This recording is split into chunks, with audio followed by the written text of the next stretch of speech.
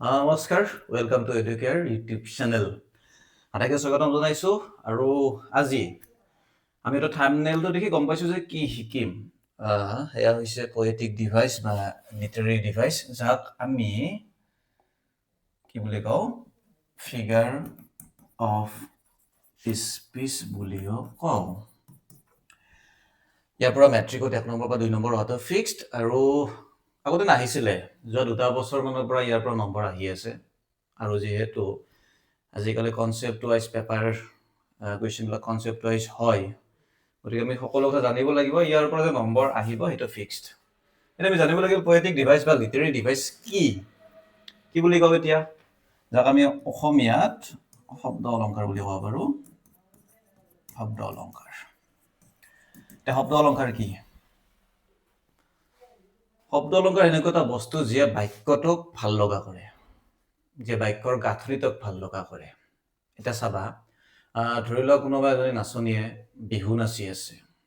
এতিয়া তাই বিহুটো নাচি আছে, বিহুৰ লগত জড়িত সেই ড্ৰেছ পাতি অলংকাৰ সেইখিনিতো পিন্ধিব লাগিব, তেতিয়াহে বিহু নৃত্যটো ভালকে পৰিস্ফুট হ'ব। চ' পয়েটিক ডিভাইচ বা লিটাৰেৰী ডিভাইচটো সেনেকুৱা যিয়ে শব্দবিলাক বা বাক্যবিলাকক ভাল লগা কৰে। নহ'লে মানে একদম নিমিলা হৈ গ'লহেঁতেন। আমাৰ বাক্যবিলাক পঢ়ি ভাল লাগিব ন। চ' তাৰ কাৰণে আমি ব্যৱহাৰ কৰোঁ লিটাৰেৰী ডিভাইচ। আৰু লিটাৰেৰী ডিভাইচ বহুত কেইটা আছে। আমি আজি ক্লাছ 10ত যিখিনি লাগে সেইখিনি আলোচনা কৰিম। প্ৰথমতে আমি আলোচনা কৰিম মেটাফৰ। এতিয়া মেটাফৰ কি বস্তু? মেটাফৰটোত আমি কি কৰোঁ? দুটা বেলেগ বেলেগ বস্তুক তুলনা কৰোঁ। দুটা বেলেগ বেলেগ বস্তুক কি কৰোঁ? তুলনা কৰোঁ। কেনেকৈ তুলনা কৰোঁ? ধৰি লোৱা এখন গাঁৱত এজন ল'ৰা আছে। ধৰি লোৱা ল'ৰাজন মানে ছবিত বাৰু ভাল নহয়, এনে কিলো এটা। এই ল'ৰাজনে তামাম ক্ৰিকেট খেলায়, তামাম ক্ৰিকেট খেলায়। তাৰপিছত গাঁৱৰ মানুহবিলাকে কি কৰিলে? তাক বিৰাট কোহলি বুলি মাতা কৰিলে। আমাৰ গাঁৱৰ বিৰাট কোহলি। কি কৰিলে? আমাৰ গাঁৱৰ বিৰাট কোহলি। চ' এই ল'ৰাজনক কি কৰিলে? বিৰাট কোহলিৰ লগত তুলনা কৰিলে। দিছ ইজ মেটাফৰ। যেতিয়া আমি দুটা বেলেগ বেলেগ বস্তু একেধৰণে তুলনা কৰোঁ, সেইটোকে আমি কি বুলি কওঁ? মেটাফৰ বুলি কওঁ। এই ল'ৰাজনক বিৰাট কোহলিৰ লগত গাঁৱৰ মানুহবিলাকে তুলনা কৰি আছে, তো দিছ ইজ মেটাফৰ। আমি যে কওঁ জুবিন দা ভগৱান। এই দুটা বেলেগ বেলেগ বস্তু। জুবিন দাক আমি কিহৰ লগত তুলনা কৰি আছো? মানুহবিলাকে বিশেষকৈ যুৱচামে তুলনা কৰে, এইটো ভগৱানৰ লগত তুলনা কৰে। তো দিছ ইজ মেটাফৰ। যেতিয়া আমি দুটা বেলেগ বেলেগ বস্তুক একেধৰণে তুলনা কৰোঁ, সেইখিনি কোৱা হয় মেটাফৰ বুলি। আমি ক্লাছ 10ৰ কিতাপখনত কিমানকেইটা মেটাফৰ আছে আমি সেইখিনি আজি আলোচনা কৰিম। চাবা, The big drops are tens and pieces. ডাঙৰ ডাঙৰ বৰষুণৰ টপালবিলাকক কিহৰ লগত তুলনা কৰা হৈছিলে? টেন্স এণ্ড পিচেছৰ লগত। The small drops are fives and pieces. সৰু সৰু বৰষুণৰ টপালবিলাকক কিহৰ লগত তুলনা কৰা হৈছিলে? ফাইভছ এণ্ড পিচেছ। এইবিলাকে যিসকলে চেপ্টাৰটো পঢ়িছা তোমালোকে জানিবা। হিউজ মাউণ্টেইনছ অফ ক্লাউডছ, মেঘৰ বিশাল পাহাৰ। মেঘৰ লগত কিহক তুলনা কৰিছে? পাহাৰক তুলনা কৰিছে। মেঘৰ বিশাল পাহাৰ, দুটা বেলেগ বেলেগ বস্তু। মেঘৰ পাহাৰ কেতিয়াও নাথাকে, মেঘ আৰু পাহাৰ বেলেগ বেলেগ বস্তু, কিন্তু ইয়াতে তুলনা কৰিছে। So' this is metaphor. Lencho was an ox of a man. লেঞ্চক কিহৰ লগত তুলনা কৰিছিল? এটা অক্সৰ লগত তুলনা কৰিছিল। পাইছিলোঁ আমি এই লেটাৰটোৰ ঘৰত। The field was white. খেতি পথাৰখনক কিহৰ লগত তুলনা কৰিছে? বগা ৰংটোৰ লগত। এই লেটাৰটোৰ ঘৰৰ এইকেইটা আছিলে মেটাফৰ। টাইগাৰ ইন দ্য জুত, পেটছ অফ ভেলভেট কোৱাইট। পেটছক টাইগাৰ যিটো ভৰিত তলা, সেইখিনি কিহৰ লগত তুলনা কৰিছিলে? ভেলভেটৰ লগত তুলনা কৰিছিল। This is metaphor. এমেণ্ডা পয়েমটোত দ্য চাইলেন্স ইজ গল্ডেন। চাইলেন্সক কিহৰ লগত তুলনা কৰিছিলে? গল্ডেনৰ লগত। The freedom is sweet. আমাণ্ডাই ফ্ৰীডমক কিহৰ লগত তুলনা কৰিছিল? চুইট, মিঠা। এইবিলাক আৰু পাছত মানে এতিয়া মানে ব্যাখ্যা কৰি বুজাৰ সময় নাই। আজি আমি জাষ্ট লিটাৰেৰী ডিভাইচখিনি আলোচনা কৰিম। এইবিলাক এই লেটাৰটো গড, এমেণ্ডা, এইবিলাক যদি আৰু লাইন বাই লাইন বুজাব যাওঁ বহুত সময় গুচি যাব। দ্য বলপেমৰ all his younger days into the harbour. The বলপেমৰ এইটো আছিলে তাৰ য়ং ডেজবিলাক ক'ত পৰা বুলি কৈছিলে? হাৰ্বৰৰ লগত, যিটো পানীত বলটো যেনেকৈ পৰি গ'ল, তাৰ বলটোৰ লগত তাৰ লাইফটো জড়িত হৈছে, লাইফৰ স্মৃতিবিলাক জড়িত হৈছে, এনেকুৱা এটা তুলনা কৰিছিল। Coorg is a coffee country. কুৰ্গখন কি আছিলে? ডিষ্ট্ৰিক্টহে আছিলে এখন। এই ডিষ্ট্ৰিক্টটোক কিহৰ লগত তুলনা কৰিছিলে? এখন কাণ্ট্ৰিৰ লগত তুলনা কৰিছিলে। বহুত কফি থাকায় কুৰ্গত যিহেতু বহুত কফি আছে গতিকে কুৰ্গ কিহৰ লগত তুলনা কৰিছে এখন কফিৰ দেশ বুলি কৈছে আমাৰো এটা গীত আছিল নহয় এই অসম আমাৰ ৰূপহী গুণৰো নাই শেষ ভাৰতৰে পূৰ্ব দিশত সূৰ্য উঠা দেশ অসমখনক কিহৰ লগত তুলনা কৰিছিল ডক্টৰ ভূপেন হাজৰিকা এই গীতটোত দেশৰ লগত দুটা বেলেগ বেলেগ বস্তু য'ত তুলনা হৈছে এতিয়া land of rolling hills it মানে ইয়াতো এইটো কৈছে কি কুৰ্গৰ কথা কৈছে কিহৰ লগত তুলনা কৰিছে ৰোলিং হিলছৰ লগত তাৰপাছত টি ফ্ৰম আছামত this is a tea country metaphor so' এইবিলাক আছিলে কি মেটাফৰ চ' মেটাফৰটো আমি গম পালো কি যেতিয়া আমি দুটা বেলেগ বেলেগ বস্তুক একেধৰণে তুলনা কৰোঁ এইটো কোৱা হয় মেটাফৰ বুলি এতিয়া আমি চাম চিমিলি চিমিলি চিমিলিটো কি চিমিলি আৰু মেটাফৰৰ যিটো অৰ্থ প্ৰায় একে এইটোতো আমি কি কৰোঁ তুলনাই কৰোঁ মাত্ৰ চিমিলি দুটা শব্দ থাকে এজ বা লাইক যাক আমি অসমীয়া দৰে বুলি ক'ব পাৰোঁ চিমিলিটো তুলনাই হয় মেটাফৰতো তুলনাই হয় পাৰ্থক্য এইটো ইয়াতে এজ বা লাইক থাকিব হৈছে আমি কি কৰিম চাবা এটা উদাহৰণ লওঁ ধৰি লওঁ এই ল'ৰাজন যিজনে ক্ৰিকেট খেলি আছিল যাক আমি বিৰাট কোহলি বুলি কৈছিলোঁ ইয়াক যদি কোনোবাই কয় ই বিৰাট কোহলিৰ দৰে খেলে ল'ৰাজনে ধৰি লওক বিৰাট কোহলিৰ দৰে খেলে বিৰাট কোহলি বুলি কোৱা নাই কিন্তু ইয়াতে বিৰাট কোহলিৰ দৰে য'ত আমি ইংলিছত ধৰি লওক থাকিব দ্য বয় প্লেইজ লাইক কোহলিৰ দৰে খেলে লাইক আছে ন এইটো হৈছে চিমিলি বুজি পাইছো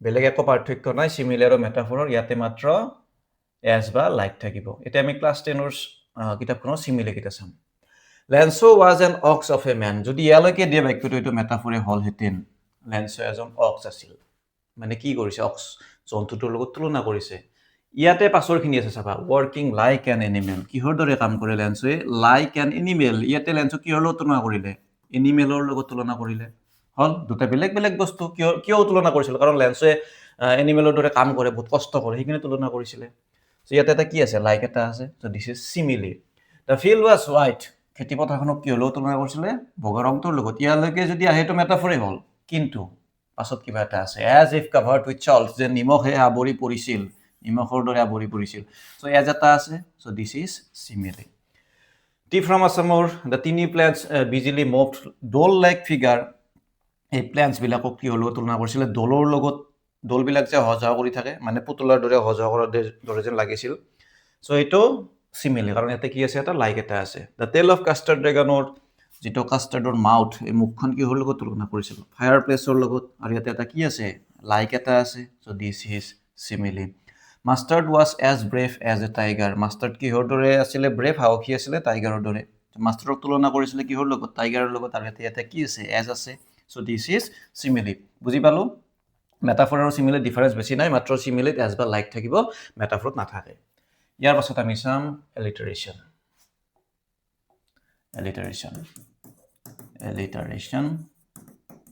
এলিটাৰেশ্যন কি বস্তু যেতিয়া তোমালোকে যদি বহি কলম উলিয়াই লৈছে লিখি ল'বা যেতিয়া বাক্য এটাৰ ঠিক আছে মই লিখি দিছোঁ যেতিয়া বাক্য এটাৰ শব্দবিলাকৰ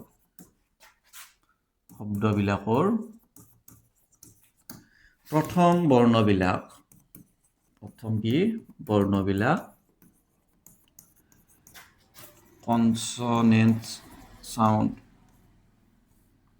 কনসনেন্ট সাউন্ড ৰিপিট হৈ থাকে so this is called alliteration বুজিতো পোৱা নাই বোধহয় নেপাইছোঁ যেতিয়া বাক্য এটাৰ শব্দবিলাকৰ প্ৰথম বৰ্ণবিলাক ৰিপিট হৈ থাকে সেইটোক এলিটাৰেশ্যন বুলি কয় এটা অসমীয়া উদাহৰণ লৈ চাওঁ আমি চাবা বগাকৈ বগলী এটা গীত আছিল ন বহলাই বহিছে আছে আৰু বলুকাত বিয়লি বেলা চ' কি আছে প্ৰথম বাক্য এটাৰ শব্দবিলাকৰ প্ৰথম বৰ্ণবিলাক কি হৈছে ৰিপিট হৈছে ব বুজি পাইছোঁ এইটো হৈছে কি এলিটাৰেশ্যন এতিয়া আমি কিতাপৰ এলিটাৰেশ্যন কেইটা চাওঁ চাবা ইয়াতে কি হ'ব কনসনেন্ট সাউন্ড প্ৰথমতে আহি থাকিব লেটাৰবিলাক এছ এইটো আছিলে Amanda stop that slouching sit up straight S repeat হৈ আছে নে নাই প্ৰথমতে So this is alliteration. Belinda was brave barrel full of beer. এইটো কিন্তু চিমিলিত পৰে তাই অপচন চাই ল'বা এইটো এজ এটা আছে আৰু বেলিন্ডাৰ যিটো সাহসিকতা সেইটো বেৰেল ফুল অফ বিয়াৰ্ছৰ লগত তুলনা কৰিছিল কিন্তু এলিটাৰেশ্যন নহয় চিমিলিও হয় অপচন চাই ল'বা B B B B so this is alliteration প্লাম দিয়াৰ পাছ তিনিটা শব্দই আছে তিনিটাৰ দুটা ইয়াতে দুটা পি ৰিপিট হৈছে দিস ইজ এলিটাৰেশ্যন ঠিক আছে এলিটাৰেশ্যন হৈছে যেতিয়া বাক্যবিলাকৰ শব্দবিলাকৰ প্ৰথম বৰ্ণবিলাক ৰিপিট হৈ থাকে ইয়াৰ পাছত আমি চাম কি চাম ৰিপিটেশ্যন চাম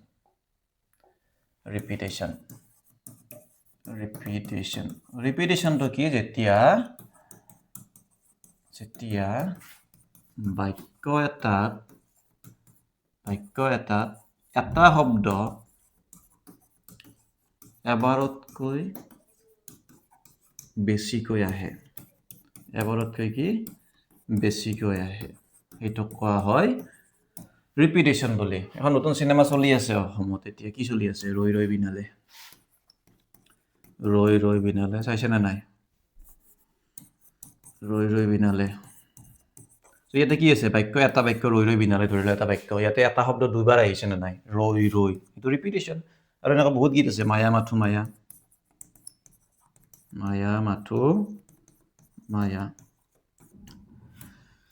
এটা শব্দ কি আছে এবাৰতকৈ বেছিকৈ আহিছে ৰিপিটেশ্যন মায়া মাথো মায়া এইটো কিন্তু এলিটাৰেশ্যন নহয় দেই আৰু চাই ল'বা ম এনেকৈ বোলে চাই ল'লা এলিটাৰেশ্যন মাৰি থৈ আহিলা গ'ল কাৰণ ইয়াতে কি শব্দ আছে দুবাৰ এবাৰতকৈ বেছিকৈ আছে এলিটাৰেশ্যন কি হয় বাক্যবিলাকৰ শব্দবিলাকৰ প্ৰথম বৰ্ণবিলাক একে হয় ইয়াতে যদি এইটো মায়া মাথো কিবা বেলেগ এটা থাকি লয় মায়া মাথো কিবা কি কওঁ মায়া মাথো এই কিবা বোলে মাজতে বোলে বোলে ম এইটো এলিটাৰেশ্যন হ'ব কিন্তু শব্দ দুটা আছিল শব্দ দুটা যদি আহে সেইটো কি হয়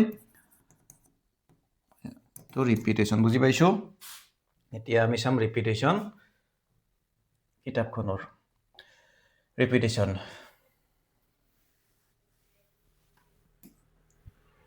অলপ ডিসপ্লেখনৰ প্ৰবলেম হ'ল নেভাৰ এণ্ড নেভাৰ এগেইন ইয়াতে নেভাৰটো বাৰে কি হৈ আছে ৰিপিট হৈ আছে এইটো আমাৰ যিটো নেলছন মেণ্ডেলাৰ চেপ্টাৰটো আছিলে ব্ৰিলিয়াণ্ট আইজ ব্ৰিলিয়াণ্ট ষ্টাৰ্ছ ব্ৰিলিয়াণ্ট শব্দ দুটা ৰিপিট হৈছে এইটো দিছ ইজ ৰিপিটেশ্যন অ'কে বুজি পাইছোঁ চাৰিটা শিকিলোঁ ইয়াৰ পাছত আমি চাম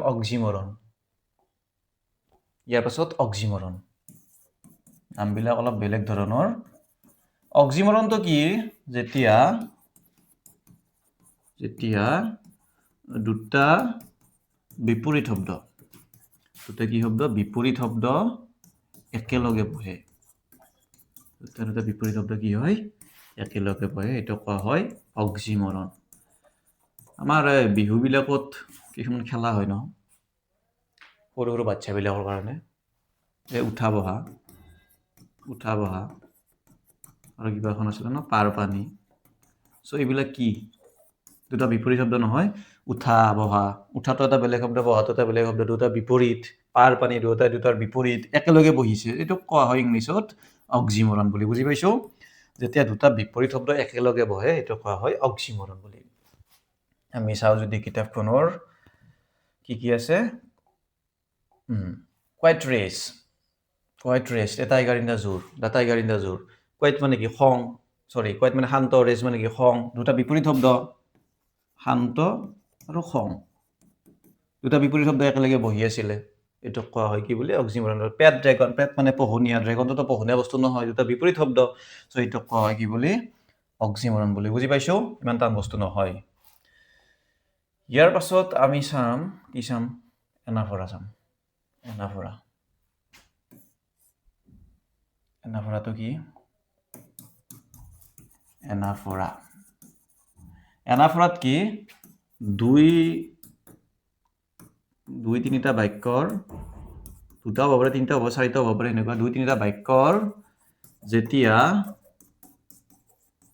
যেতিয়া কি হয় প্ৰথম খিনি একে হয় সেইটো কোৱা হয় এনাফৰা বুলি দুই তিনিটা বাক্যৰ যেতিয়া প্ৰথমখিনি একে হয় চাবা এটা গীত এটা লওঁ মোৰ মনৰে কল্পনাত কি আছে জেতুকা হোৱা না জেতুকা হোৱা না মোৰ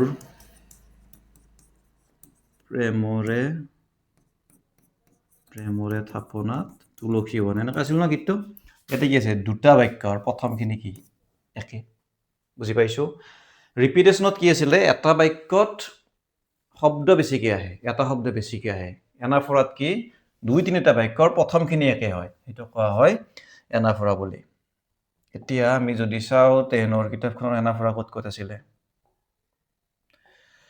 Animal poem they do not sweet and whine about their condition, they do not lie awake in the dark, they do not এটা কি হৈ আছে দে আৰম্ভণিখিনি একে হৈ আছে তিনিটা বাক্য বেলেগ বেলেগ বাক্য কিন্তু আৰম্ভণিখিনি কি একে হৈ আছে চ' যেতিয়া দুই তিনিটা বাক্যৰ প্ৰথম শব্দখিনি বা আৰম্ভণিখিনি একে হয় সেইটো কোৱা হয় এনাফৰা বুলি বুজি পাইছো Amanda point did you finish your homework Amanda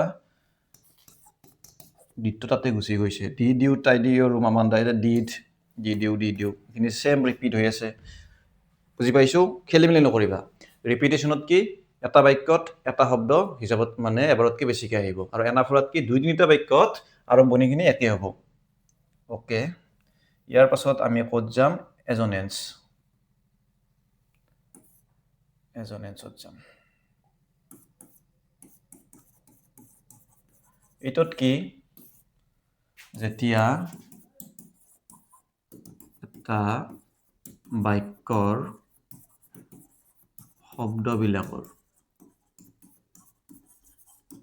শব্দবিলাকৰ মাজত বা শেষত ভাৱেল চাউণ্ড ৰিপিট হৈ থাকে ভাৱেল চাউণ্ড কি হৈ থাকে ৰিপিট হৈ থাকে এইটো কোৱা হয় এজনেন্স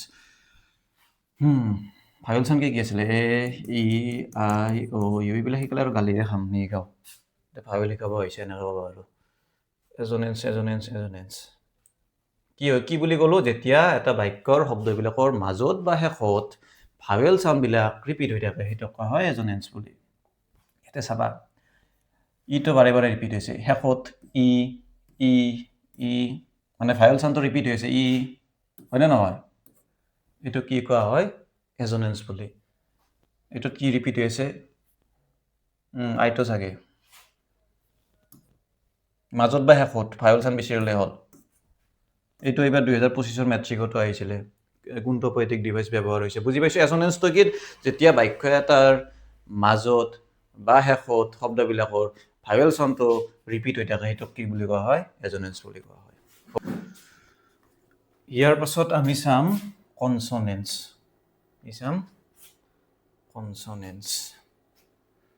এনাফৰা হ'ল এজনেন্স হ'ল কনছনেন্সটো এজনেন্সৰ বিপৰীত আগতে আমি এজনেন্সত পালোঁ কি যেতিয়া বাক্যবিলাকৰ শব্দবিলাকৰ মাজত বা শেষত ভাৱেল চাউণ্ডটো ৰিপিট হৈ থাকে সেইটো কোৱা হয় এজনেন্স কনছনেন্সৰ তাৰে ওলোটা হ'ব ইয়াতে কি হ'ব বাক্যটোৰ শেষত শব্দবিলাকৰ শেষত বা মাজত কনছনেন্স চাউণ্ডবিলাক ৰিপিট হৈ থাকিব চোৱা এইটো চাবা বাক্যটোৰ শেষত কি ৰিপিট হৈ আছে জি নহয় এছ শেষত দেই আৰম্ভণিত হ'লে আৰু এইটো এলিটাৰেশ্যন হৈ যাব শেষত কি হৈছে এছ কনছনেন্স চাউণ্ডছবিলাক ৰিপিট হৈ আছে এইটো হ'ল কনছনেন্স এইটোতো কি এছ চাগে ৰিপিট হৈ আছে S he stalks in his vivid stripes S so' এইটো কোৱা হয় কনছনেন্স এজনেন্সটোত কি বাক্যটোৰ শব্দবিলাকৰ মাজত বা শেষত ভাৱেল চাউণ্ড ৰিপিট হ'ব আৰু কনছনেন্সত কি বাক্যবিলাকৰ শেষত বা মাজত কনছনেন্স চাউণ্ড ৰিপিট হ'ব বুজি পাইছোঁ ইয়াৰ পাছত আমি চাম কি অনমতপীয়া এইটো হ'ল শব্দৰ লগত জড়িত শব্দ বুলিয়ে ক'লোঁ আৰু আমাৰ যে মেকুৰীয়ে মেও মেও কৰে গৰুৱে হেম্বেলিয়াই ছাগলীয়ে বে বে কৰে এইবিলাকে কোৱা হয় অনমতপীয়া বুলি মাষ্টাৰটো কোন আছিলে ডগটো আছিলে টেল অফ কাষ্টাৰ ড্ৰেগন গ্ৰ'ল্ড মানে যিটো আমাৰ এই কুকুৰবিলাকে যে চিঞৰে এবাৰ ৰাতি সেইটো শব্দৰ কথা কৈছে মেউজ ক্ৰাইড ইংক কোন আছিলে এই মেকুৰীটোৰ নাম মেকুৰীটোৱে কি কৈছিলে মেও মেও কৰিছিলে অনমতপীয়া snarling around houses tiger in the জুৰ টাইগাৰটোৱে যে স্নাৰ্লিং মানে কি গৰ্জন কৰাটো কেইটা শব্দৰ লগত জড়িত শব্দৰ লগত জড়িত শব্দ বাক্যবিলাক যদি থাকে সেইটো কি কোৱা হয় অনমতপীয়া বুলি কোৱা হয় এইটো শব্দৰ লগত জড়িত ঠিক আছে ইয়াৰ পাছত অলপ ফাৰ্ষ্ট গৈছোঁ কিয় গৈছোঁ কাৰণ আমাৰ হাতত মেট্ৰিকৰ বাবে বেছি দিন নাই ওকে ইয়াৰ পাছত আছে আমাৰ কি ইমাজাৰী ইমাজাৰী শব্দটো দেখিছা কি গম পাইছোঁ কি কৰা এইটো ইমাজিন কৰা কল্পনা কৰা বুলি কওঁ ইমাজিন কৰা The ball poem or merrily bouncing down the street কি বলটো আনন্দ মৰেৰে জঁপিয়াই গুচি গ'ল অলপ যদি আমি কল্পনা এটা কৰোঁ এটা বল চকুটো মুজি পেলাই যদি চোৱা এটা বল জঁপিয়াই গুচি গৈ আছে ইমাজিন কৰা যদি চ' ইয়াত ব্যৱহাৰ কৰা হৈছে কি ইমাজাৰী ব্যৱহাৰ কৰিছে ইমাজিন কৰিব দিছে he should be lurking in shadow tiger in the জুত কবিগৰাকীয়ে ইমাজিন কৰিছে যে টাইগাৰটোৱে কি কৰিব লাগিছিল লং গ্ৰাছৰ শ্বেডোবিলাকত লুকাই ঘূৰি ফুৰিব লাগিছিল ইমাজিন কৰি আছে এইটো ইমাজাৰী ব্যৱহাৰ হৈছে ইয়াতে ড্ৰিফটিং ব্লিছফুলি এমেণ্ডা পয়েমটোত কি ব্যৱহাৰ হৈছে আনন্দ মনেৰে তাই যদি ঘূৰি ফুৰিলে তাইৰ মন আছিল ন আনন্দ মনেৰে ঘূৰি ফুৰা এমেণ্ডাৰ চ' ইয়াতে ড্ৰিফটিং ব্লিছফুলি শান্তি মনেৰে তাই ঘূৰি ফুৰা এইটো হৈছে ইমাজাৰীত কি কল্পনা হয় তো বুজি পাইছোঁ চাগে ইয়াৰ পৰাই মেট্ৰিকত আহিব বেছি টেনশ্যন ল'ব নালাগে এবাৰ কুইক ৰিভিজন দিছোঁ মেটাফৰ যেতিয়া আমি দুটা বেলেগ বস্তুক একেধৰণে তুলনা কৰোঁ মেটাফৰ চিমিলি তুলনাই কৰিম কিন্তু এতিয়া এজ বা লাইক শব্দ দুটা থাকিব লাগিব দুটাৰ এটা এলিটাৰেশ্যনটো কি যেতিয়া বাক্যবিলাকৰ শব্দবিলাকৰ প্ৰথম বৰ্ণবিলাক একে হয় কনচনেন্টছন ৰিপিট হয় সেইটো হৈছে এলিটাৰেশ্যন ৰিপিটেশ্যন কি যেতিয়া এটা বাক্যত এটা শব্দ এবাৰতকৈ বেছিকৈ আহে সেইটো ৰিপিটেশ্যন হ'ল অক্সিমৰন দুটা বেলেগ শব্দ বিপৰীত শব্দ একেলগে বহিলে এইটো অক্সিমৰন বুলি কয় এনাফৰা কি দুই তিনিটা বাক্যৰ প্ৰথমখিনি যদি একে হয় এইটো এনাফৰা বুলি কয় এজনিষ্ট আছিলে কি বাক্যটোৰ শেষত বা মাজত যদি ভাৱেল চাউণ্ড ৰিপিট হৈ থাকে কনচনেন্টছটো তাৰে ওলোটা বাক্যটোৰ শেষত বা মাজত যদি কনচনেন্ট চাউণ্ড ৰিপিট হৈ থাকে আৰু অনমতপিয়াটো কি আছিলে চাউণ্ডৰ লগত জড়িত আৰু ইমাজাৰীটো আছিলে কি ইমাজিন কৰা বুজি পাইছোঁ ইয়াৰ পৰা পৰীক্ষাত নম্বৰ আহিব এইখিনি চালে হৈ যাব আৰু অৱশেষত থেংক ইউ আজিলৈ বিদায় লৈছোঁ নেক্সট এটা ধুনীয়া টপিক লৈ আহি আছোঁ ধন্যবাদ